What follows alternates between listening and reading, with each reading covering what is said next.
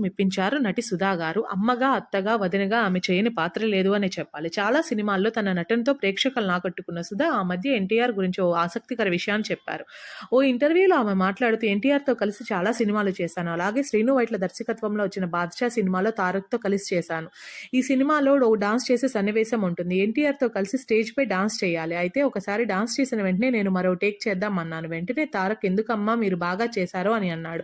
నేను లేదు నాన్న మరో టేక్ చేద్దాం అని చెప్పి చేస్తున్నాం. ఇంతలో కాలు స్లిప్ అయింది. వెంటనే కింద పడ్డాను. కాలు బాగా వాచింది. అయితే తారక్ వెంటనే వచ్చి నా కాలు పట్టుకొని నేను వద్దు బాబు అంటున్నా మీరుండండమ్మా నాకు అమ్మలాంటి వారు అని నా కాలు పట్టుకొని స్ప్రే తెప్పించి వాచిన దగ్గర స్ప్రే చేశాడు. అతను ఒక స్టార్ అయ్యింది. అతనికి అవసరం లేదు.